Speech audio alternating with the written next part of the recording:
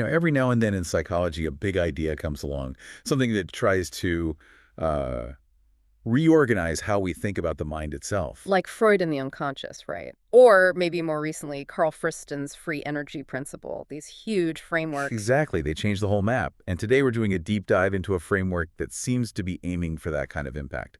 It's called Mirrored Psychic Inversion Theory, or MPIT. Right. And MPIT puts forward this really core idea, a central mechanism it calls the anticipatory stress reflex, the ASR. ASR sounds like a typical stress response, but you're saying it's different. No, profoundly different. MPIT argues this ASR isn't just a reaction, it's the fundamental organizing gate of our reality. An organizing gate, what does that mean practically? Well, think of it like this. It's a filter operating way below your conscious awareness. It's this neuropsychodynamic threshold. And its job is massive. It takes all the incoming stuff, emotions, internal body feelings, signals from relationships, and it filters and organizes it before it even reaches your conscious mind. Whoa, so it's shaping our reality before we're even aware of it. Precisely. It's deciding what gets in, what it means, how you'll likely react, all instantaneously. Okay, so that's our mission for this deep dive then. We need to unpack this ASR system. I understand MPIT breaks it down into three parts: ASR 1, 2, and 3. That's the core model. And we're going to explore how the collapse and inversion of this gate system can help explain some really complex phenomena. Things like trauma, dissociation, that feeling of fragmentation, particularly relevant for survivors of chronic relational trauma, like narcissistic abuse. It sounds dense, but potentially really illuminating for understanding recovery, too. Absolutely. It provides a structure. Okay, let's get into that structure then. ASR 1, ASR 2, ASR 3. You said these aren't just levels of stress, but different ways the whole gate system operates. Exactly. Think of them as operating modes. ASR1 is the annihilatory stress response. Annihilatory, that sounds intense. It is. It's the most basic, the most primitive mode, really infantile, pre-symbolic. It kicks in during severe relational failures, especially very early in life. It's like pure, unnameable terror. Okay, so that's the baseline danger response. What about ASR 2? Is that the healthy mode, the one we want? Yes, absolutely. ASR2 is the anticipatory stress reflex functioning as it should. It's the mature, modulated system. When you talk about the organizing gate working well, integrating everything, senses, feelings, thoughts, relationships into a coherent sense of self, that's ASR2. It's the optimal state. Got it. So ASR 1 is primal terror, ASR 2 is healthy integration. That leaves ASR 3. ASR3 is the anticipatory shadow reflex. And this isn't adaptive. It emerges when ASR2 gets overwhelmed and collapses, usually due to chronic stress or trauma. So the good system breaks down. Right. And crucially, it reactivates that primal ASR1 terror.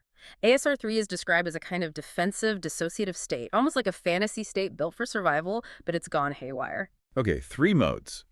Now, you mentioned when the system works, meaning ASR 2 is functioning.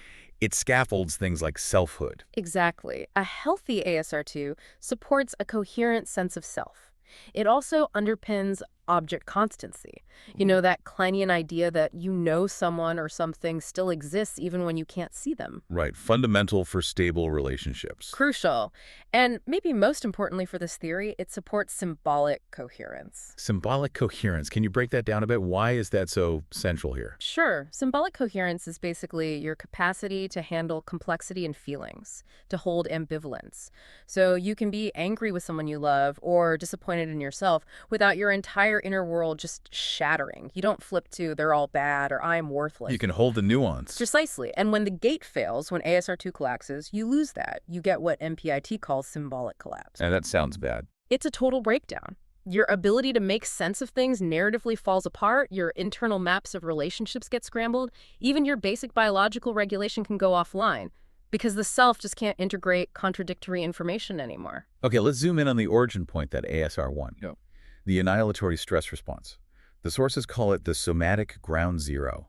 Why somatic? Because it's happening in the body, fundamentally, and it's pre-symbolic. This is critical. It occurs before the mind has the language or the structure to build a story around it or defend against it. So it's a raw bodily experience Oh. of annihilation. It's the body's deep nonverbal recognition of intolerable fragmentation, usually rooted way back in infancy, linked to chronic misattunement. Think of Winnicott's failure of the good enough mother, not necessarily literal abandonment, but a consistent failure to meet the infant's core needs safely. This causes a catastrophic collapse of internal safety. For the infant, it feels like psychic death, not a metaphor, a felt reality in the body. That sounds devastating developmentally. Does this connect with neurobiology? I feel like we hear a Um, lot about early trauma and brain development. Oh, absolutely. ASR1 is thought to correspond with the very early shaping of the right hemisphere of the brain. That's where a lot of our nonverbal emotional processing and regulation capacities are primarily seated. Specifically, chronic early stress impacts areas like the insular cortices. The insula is crucial for interoception, your ability to accurately sense your internal bodily state, hunger, pain, safety, threat. So if that's disrupted early on, Your inner world is chaotic and you can't trust your own feelings or bodily signals. So ASR1 becomes this deep, persistent prediction error embedded in the body. Hmm. The implicit knowledge, I am not safe, long before you could ever put words to it. wow. Okay, so if the experience is annihilation, the system has to build some kind of defense, right? What structure does ASR1 generate? It generates what MPIT calls the false self casing. This isn't a flexible adaptation. It's described as a hardened, brittle, defensive identity. The casing. Yeah. Like armor. Exactly. It's constructed entirely around survival, built on the template of what was missing, what caused the terror. Its sole purpose is to prevent that annihilation from ever happening again. So it's not an authentic self, it's a survival script. Precisely. An ASR1-driven script that, crucially, bypasses genuine symbolic integration. It keeps you safe, but prevents real connection or authentic experience. Can you give an example of how that brittle identity might show up? That survival script in action? Sure. Think about extreme perfectionism, the feeling that one tiny mistake will lead to total disaster or rejection. Or being a chameleon, flawlessly performing whatever role seems required in a situation, completely disconnected from your own feelings or needs. It's this rigid attempt to control the outside world to manage the internal terror. If I'm perfect, if I do everything right, maybe I won't be hurt again. That sounds exhausting. And it really clicks with some concepts from narcissistic abuse theory, like Vaknin's idea of coercive snapshotting. Absolutely. Coercive snapshotting is where the abuser freezes you into an idealized or devalued image and punishes any deviation. The false self-casing is like the internalization of that snapshot. You become trapped in performing that frozen image for survival. Okay, that really clarifies ASR1 and its consequences. Let's shift to ASR2 then, the mature organizing gate. What does it look like when it's working well? How does it act as that protective interpretive filter? ASR2 is all about predictive effective modeling. It allows you to process emotional reality with accuracy and context. So using that example, your partner comes home grumpy. ASR1 might trigger panic. They hate me. ASR3 might trigger fawning. I must fix their mood immediately. But ASR2 allows for a different prediction. Like, okay, they seem stressed. It might be about their day, not about me. Exactly. It enables what's called symbolic delay. You don't just react instantly. You can pause, observe your own internal state, consider the context, and choose a more measured, appropriate response. You have reflective capacity. And this relies on that higher brain circuitry being online, the prefrontal cortex stuff. Precisely. A healthy ASR2 involves the mature functioning of the prefrontal limbic circuit areas, like the medial prefrontal cortex, MPFC, anterior cingulate cortex, ACC, ventral medial PFC, VMPFC. These are your brain's headquarters for emotional regulation, impulse control, and self-awareness. So the MPFC acts like a calming influence, integrating the emotional storm from the limbic system with rational thought. That's a great way to put it. It's like a compassionate editor. And critically, it supports interoceptive accuracy. You actually know what you're feeling. Ah, this tightness is anxiety or this pang is hunger, not just a vague sense of badness, so you can address the real need. And symbolically, this is what lets us move beyond that black and white thinking. Yes. ASR2 facilitates the move from what Melanie Klein called the paranoid schizoid position, splitting people into all good or all bad towards the depressive position, which really means integration. The ability to see complexity. Right. You can see that people, including yourself, are a mix of good and bad, strengths and flaws. You can hold disappointment and love simultaneously. The world isn't just binary anymore. Which makes the failure of ASR2 so catastrophic, especially in things like complex PTSD or ongoing relational trauma, when that sophisticated gate gets overwhelmed. The capacity for nuance is the first casualty. When ASR2 fails under chronic pressure, the system doesn't just get stressed, it defaults back to the primal threat level of ASR1. So even small things feel huge. Exactly. The loss of a relational anchor, a disagreement, a perceived slight, it isn't processed as manageable disappointment, it's experienced bodily as annihilation, a collapse event. because the gatekeeper that provides context and safety is offline, and that leads straight into the maladaptive mode, ASR3. Right. ASR3, the anticipatory shadow reflex. It's where the inversion happens. It's not adaptive.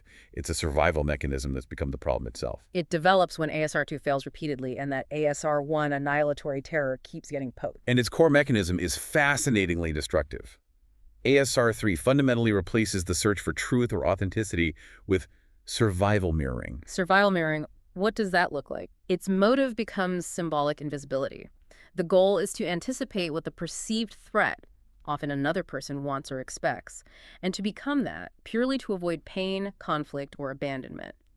The ASR3 gate filters reality through what MPIT calls internalized abuser logic. It's this constant, exhausting background process of scanning for threat and calculating the required performance. What do they need me to be right now so I don't get hurt? So you preempt the attack by becoming compliant, or whatever seems safest. Exactly. Compliant, agreeable, maybe even invisible or silent. You sacrifice authenticity, your actual self, on the altar of perceived safety. The self becomes entirely other-referenced. That connection to narcissistic abuse dynamics feels really strong here. The constant walking on eggshells, trying to anticipate the abuser's needs. It maps directly. Remember Vaknin's coercive snapshotting? The abuser demands you fit a specific, often idealized image and punishes deviation. ASR3 is the internalization of that dynamic.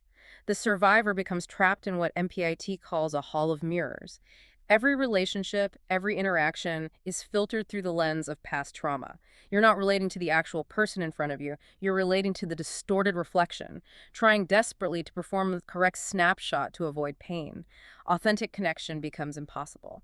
Just thinking about the energy required to maintain that constant prediction and performance, it must be utterly depleting. It's completely unsustainable, and that's why the system eventually breaks down under pressure. When that ASR3 simulation, that defensive casing, can no longer hold against reality or further betrayal, you get an acute state of collapse.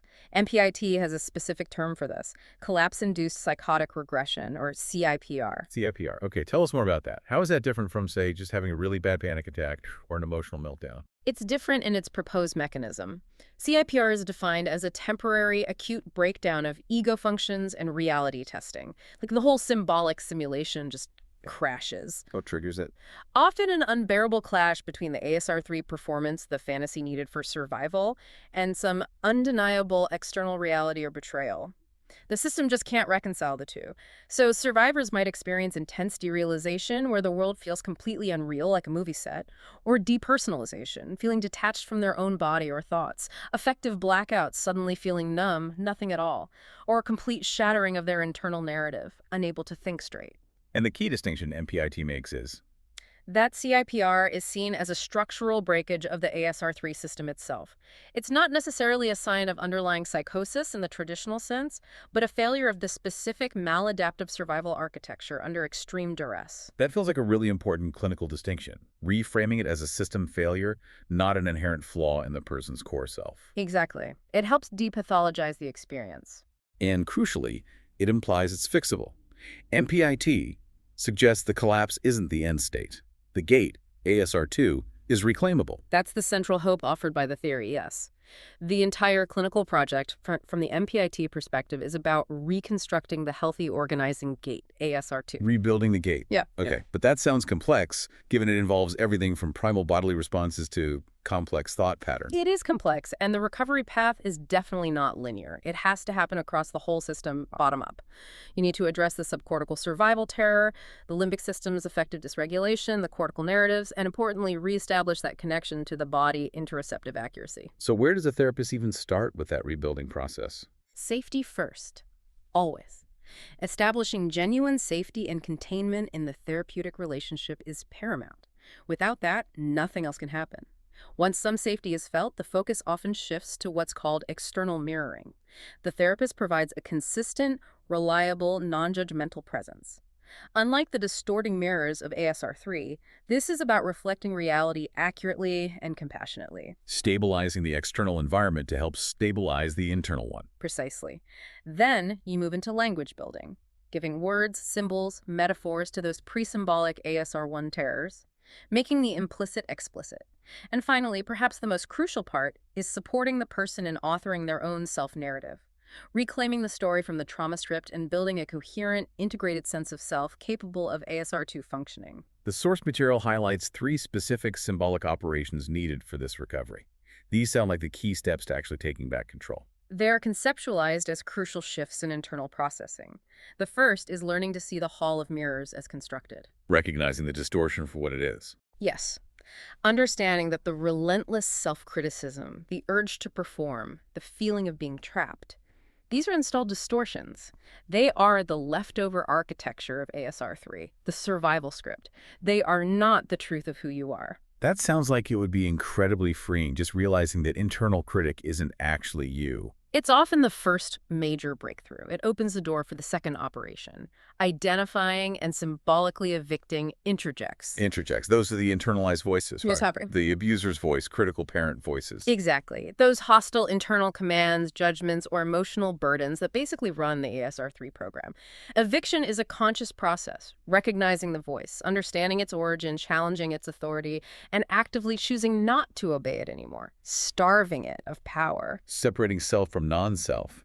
And the third operation. The third is authoring new narrative anchors, and this is where the creative act comes in. The sources emphasize something really important here. The central ego, the core self, isn't found like discovering something lost. It's not hidden under the trauma. No. MPIT suggests it is formed.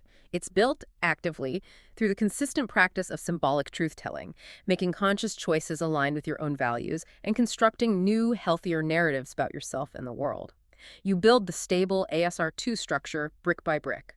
I really value how this framework gives clinicians practical ways to view symptoms, seeing something like dissociative looping or that eerie performative calm not as character flaws, but as ASR3 survival structures still operating. Absolutely vital. It means therapists need to normalize the fact that the false self, that ASR3 casing, will likely flare up under stress even during recovery. It's just residual symbolic architecture, the old program running. So the goal isn't to completely erase those old reflexes. That's likely impossible and maybe not even desirable.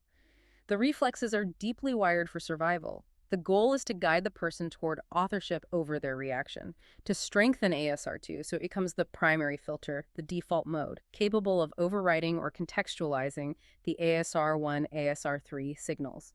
So if we were to synthesize the absolute core claim of mirrored psychic inversion theory, it's that all those symptoms we typically associate with complex relational trauma, the dissociation, the identity confusion, the emotional numbness, the false self patterns, they aren't separate issues. They're understood as secondary consequences stemming from one primary event, the inversion and collapse of the organizing gate, ASR2. The symptoms aren't the root problem. They're the downstream effects of a structurally compromised system trying desperately to cope. And the practical takeaway here, maybe for you listening, is that the ultimate aim of recovery within this framework is that profound shift, moving from being automatically driven by reflexive distortions rooted in past trauma towards conscious self-authorship. Building that ASR2 capacity to process reality, complexity, and truth, rather than being perpetually stuck in avoiding the ASR1 terror. It's about taking back the reins, becoming the gatekeeper of your own experience, rewriting those predictive models based on safety and trust, not just threat. Reclaiming authorship. Which brings us to a final thought, maybe something for you to mull over. If your sense of self, your reality, is fundamentally constructed by these deep, often unconscious predictions about safety and threat, predictions running constantly in your body, then the question becomes, what internal predictions are you currently running? And perhaps even more importantly, who wrote the original script for those predictions? We'll leave you with that question. Thanks for joining us for this deep dive.